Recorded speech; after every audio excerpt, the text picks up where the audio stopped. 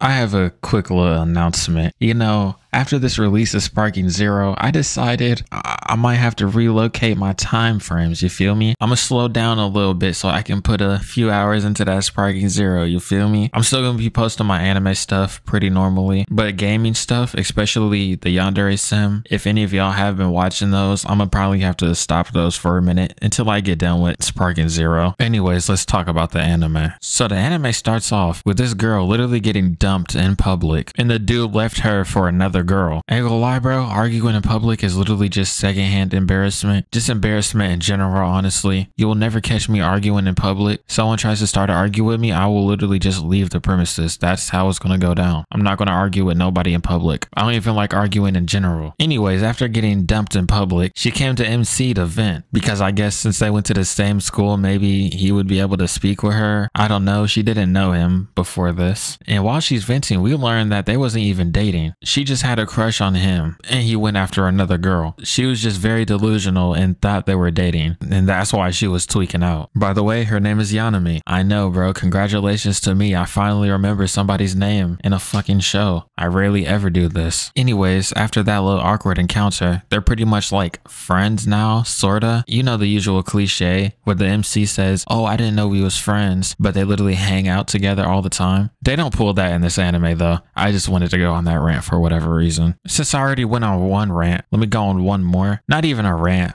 Just a compliment, honestly. I really fuck with this art style. It kind of reminds me of the art style that be in anime movies. Hopefully I'm not the only one who thinks this, but the art style really reminds me of the anime movie style, specifically romance anime movies, because they always choose the chillest colors. Anyways, I feel like I sort of got off track, so let me remind you why this anime is literally called Losing Harem. That's not what it's called. Let me remind you why it's called Losing Heroine. I don't know where I got the harem from. Same episode, MC ran into that Yanami girl who got dumped. He runs into another girl called Lemon, and she also likes a dude who has a girl. But to be fair, she doesn't know that they're dating at this point. I kind of spoiled it, my fault. That was kind of like a bigger reveal in a couple episodes, but I kind of spoiled it here. You'll be alright. I'm assuming you already watched the anime if you're watching this video anyways. But yeah, she's pretty much going through the same shit Yanami was. She hasn't experienced the heartbreak yet. She just likes this dude, and there's this girl who's close with this dude. And what's so fucking hilarious is Yanami comes up to give Lemon advice. Like, this is blind leading the blind, bro. Trust me, bro. If you watch this show, you know you should never take advice from Yanami. She's probably the dumbest person when it comes to romance shit. She does have her good moments though, where she actually says something. But when it comes to romance, yeah, just stay far from her. Also, let me remind you one more time why this show is called Losing Heroine. MC's in this book club, and there's this girl right here. Her name is Komori, or at least I think I'm pronouncing her shit right. It might have been Kamori, but who cares? Now, basically, she likes the president of this club, but the whole time the president has a big crush on this girl named Kodo. Or maybe Kodo was the dude. You get the point. I mean, it's kind of the cliche at this point for this show. You know, everybody here is the losing heroine. If there's a female character, there's a 50% chance that she likes somebody who likes somebody else. Anyway, speaking of somebody liking somebody else, Lemon just decides to embrace the secondhand embarrassment and practically confess to her crush in front of everybody in the literature club, just for this nigga to say, "Nah, I got a girl." Well, I kind of already spoiled that, so you know it's not really an eventful thing for me to say, and you already seen the girl. But yeah, that happened, and let me just tell you, it's finna get even worse. It's called Losing Heroine for a reason, so there's gonna be a couple more L's to be took. So the literature club decides to go on a cool little clubroom field trip. Now you would think everything's good until it turns night and niggas start lighting fireworks. If you've been into the romance anime genre for a minute, you know every time fireworks appear, something major is gonna happen. And something stupidly major happens. The Komori bitch decided to take a page out of Lemon's book and confess to her crush in front of everybody in the club. And take a guess what his response is. Not what you think it is. He doesn't outright reject her yet. I'm not gonna even spare you those feelings, bro. It's gonna come eventually. You already know it's going to. Let's put a pause on that one. But basically, he says, "I can't give you an answer yet." Now, that's not the best thing to say, but it's not a full rejection, so that's cool, I guess. But apparently, he was talking to this girl right here in the glasses, and she got mad at that and smacked the shit out of him. I mean, I guess if you was talking to somebody and they said they'll think about getting with this other girl in front of everybody, I'd be pretty pissed too.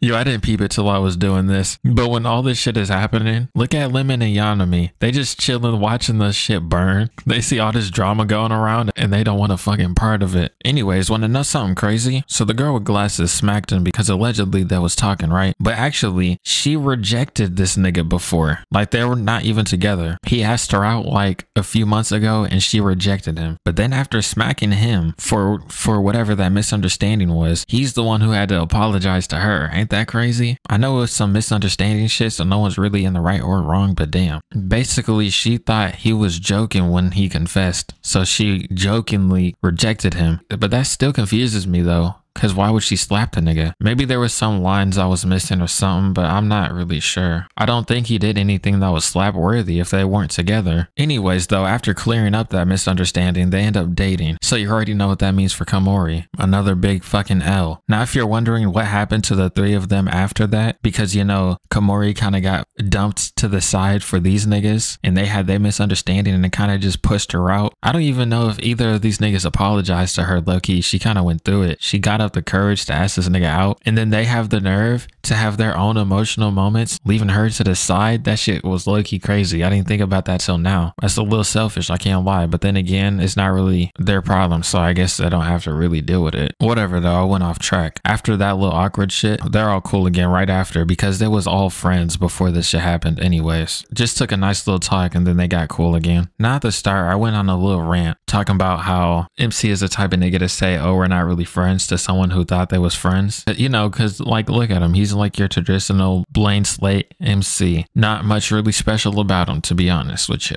Whatever though, I kind of misled you. So he doesn't pull that cliche, but he pulls a different cliche that everybody is very used to. Basically, he pulls the cliche with Yanami talking about some, oh, you're so popular and I'm such a loner. It would be weird if we kept hanging around because rumors would start. How about we keep our distance from now? You know that whole cliche. It gets boring. Tired of seeing them bullshits, bro. Realistically, that literally never happens. But then again, it's anime, so who cares about what's realistic and what's not? Anyways, following the cliche, since MC did that, it hurt her feelings and she stopped fucking with him. But they get over that little situation pretty quickly, like within like 10 minutes. Basically, MC helps Yanami out with this awkward situation where her ex-crush, because her ex-crush was doing some weird shit low-key, because bro saw Yanami and MC being kind of close, right? So he was walking around talking about some, oh, good for you, you finally moved on from me, which is kind of crazy. You cannot really say that to a bitch you just dumped for another bitch literally like a couple weeks ago. And he's talking about some, oh, I'm so glad you finally moved on and found someone else for you. Nobody wants to hear that. Trust me, nobody wants to hear that. And MC knew that, so he helped her out. And then they kind of made up after that. It's kind of funny how drama in anime always has the same formula. The characters have a fight, and then the MC has to save the girl from something, and then boom, they're good again. Can we get a reverse right quick? I've asked for this like 100 times, but can we get like a plot where the MC is not always in the fucking wrong? I feel like it's always the MC who has to apologize and bend the knee for the bitch. Can it be the other way around, at least just once? Is that too much to ask for? Now I'm gonna be completely honest with you when I say this, but after episode 4, the anime starts to slow down. Like the first 4 episodes was filled up with so much drama, so much whiplash, so much emotional and romance scenes, you know? But once you get to episode 4, the anime kind of shifts to a slice of life. But not a slice of life because there's still shit going on, but more of a coming of age kind of story. At the start, it starts off as a drama, but then out of nowhere, they shift to a coming of age story. And I'm going to talk about this more at the end, but they kind of messed up with how they structured this show, but I'll get to that at the end of the video. But here's why I'm saying the shit slowed down. So we had a 3-episode arc just for Lemon to help her get over her crush, cause you know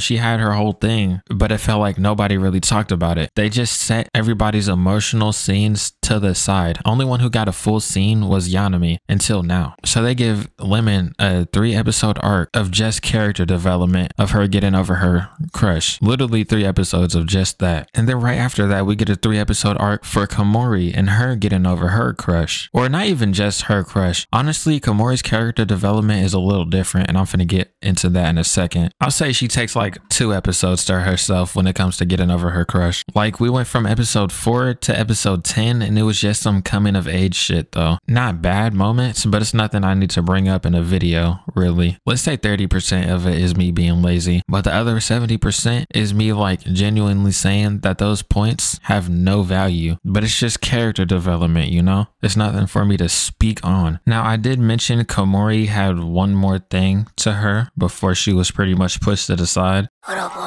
Yeah, so I'm a little pissed, I ain't gonna lie. So I recorded this video, right? The scene you just saw, I recorded that. Then when I checked in the editor, bro, tell me why for the next 20 minutes I had no mic audio, bro. So obviously I'm gonna re-go through the shit, but I'm gonna have a little anger to it. But it's fucking 1 in the morning, nigga. I'm trying to get on Sparking Zero, my nigga. So generally, I like most of the characters in this show, but in this little arc, Komari starts pissing me off a little bit. I've already had this rant, so this is just like extra anger I have at this point. I've already went on 20 fucking rants in the time I recorded the previous video. So everything I'm saying is either repeated or just new feelings that I randomly come across. But basically, since their seniors graduated, Komari has to become the president of their book club. I feel like I mentioned that only once, so let me remind you. Pretty much the whole friend group is in a book club. Now, the thing about Komari is she's shy, insecure, you know, the latter. So MC says, hey, you should just step down and I'll be president for you, because you're not going to be able to really do it right. But then Komari gets pissed at that because I guess it felt like her pride was stepped on. So she got pissed at that and they started beefing for a minute. But you see, this isn't really a thing about emotions. It's more about a thing of facts and who can and who can't do it, because the club is on the line. She's just being selfish and putting her pride before anything else. So when it comes to the time for her to perform, because she wants to be the class president, so now that means she has to get in front of people and speak, but she knows she already has social problems. So when it comes to the time for her to do something, she can't do it. She's fucking up. She's badly representing her people that she's supposed to be over. I understand you can have your problems or whatever, but if you're choosing to be president, you need to tee the fuck up. No sympathy. I'm already pissed. Anyways, since she fucked up, MC comes into the middle of the conference and pretty much tries to take her place and say, hey, just step down. I'll do the speaking from here. Yeah, that sounds a little disrespectful, but then again, you got to think this is an organization. Even if it's just a group of friends doing shit, she's kind of putting herself first, trying to do everything herself when she's not really competent to do everything herself. At least in my mind, MC is in the right here. I had a whole nother rant that got cut out when I was talking about how people use their flaws in the wrong way. Everybody has a flaw, but I hate when people use their flaws to try to gain leverage on people. Like a bitch who calls herself delusional, or a bitch who calls herself crazy thinking it's cute. Yeah, that shit ain't cute, homie. But for her, instead of her just trying to do it to look cute, she uses her flaws as a scapegoat and assumes people will give her sympathy. But then when MC treats her like a normal person, she gets pissed and throws a water bottle in his face. Everything's not about results, don't get me wrong, but when you're fucking up somebody else's shit, don't be mad when somebody else steps in and takes over your place. I fuck with the majority of the characters in this show, but Komari in these last episodes kinda got some hate from me. I can't even lie to you. And what's even worse is MC had to go and apologize to her for stepping on her pride, and she didn't even apologize for hitting the nigga with a water bottle. It's stupid shit, but I guess, you know, it's a drama, so I guess everything's the main character's fault for whatever fucking reason. And what's crazy is she did all that battle for her pride just for MC to end up taking up the president's spot anyways. They just made the nigga the president because he's the only one competent here, and she was fucking fighting for it the whole time. Difficult for nothing. Now the final episode is just MC hanging out with all three of the girls. No romance, by the way. Like I titled this video, there's quite literally no romance in this show. Their friendships are all platonic. No feelings for each other, which is kind of cool because you rarely ever see that. Now I will say MC and Yanami had this one scene in a little Ferris wheel, but honestly I don't think either of them like each other. I'm pretty sure they was just baiting the viewers because nothing happened in there. And you could tell because MC has a stone cold face. Maybe there's a chance that Yanami might like MC, but by the reactions from MC, I don't think he likes her. He gets flustered sometimes, but that's just because he ain't used to girls. I don't think he genuinely likes any of these girls. Now I have a new segment I want to add to my anime videos to make them more like reviews. Just a final thoughts segment where I just talk about shit I wanted to talk about when I was watching the anime. I mean, I already go on rants all the time during these videos, but like this is like a plus more section, you know? Like I've already covered the full anime. Now these are just like how I felt about shit. I mentioned earlier how the structure in the show is weird, because it is. They kind of just put all the drama at the start, and then for the rest of the episodes they spent solving the dramas. Like they threw every problem at the start of the show and then spent the rest of the episodes solving the problem. problems instead of problem solve, you know, like the usual structure. And that's low-key what made this anime less engaging, because you kind of got all the major points at the start of the show and then the rest was just resolution, so you wasn't really engaged to it. At least that's my personal experience. I'm not saying it was bad, but it felt like a random shift to a coming of age story out of nowhere, and it kind of died down in like engagement and hype from me. Once again, I'm not shitting on it, but this is like how I felt with Alia low-key, because Alia started off like a romance, but then it just randomly turned to a drama, and I kind of lost my engagement to it. And I came into both of the shows with high expectations. This show and Alia, I came into them with high expectations because niggas was hyping them up to fucking hell. But genuinely, they're just slightly above average, if I'm keeping it a $1.50 with you. At least in my opinion, they're only slightly above average, which once again, let me reinstate this, me calling it slightly above average is not me calling it bad. But when I put it next to other romance anime that I enjoy, it definitely doesn't sit up there. Correct me if I'm wrong, but I feel like Yanami is the main girl, right? So why do I feel like she had the least in the show? Like she had the least moments. Like Komori and Lemon had full character arcs and character development arcs, but Yanami kind of didn't. Like she didn't even have any crazy emotional moments. She had that one cliche moment with MC when he was on some like, oh, we could be close to the rumors bullshit, and they got over that within like 10 minutes. And then, you know, her whole getting dumped situation, she literally got over that within the next episode. So I'm like, what the fuck, you know? But I feel like Yanami is supposed to be the main girl because I feel like she's the one who's been here the most. Like every time MC's going through something with the other girls, MC always goes to Yanami. But I feel like Yanami herself hasn't gotten enough, you know? Maybe I'm the only one who thinks that.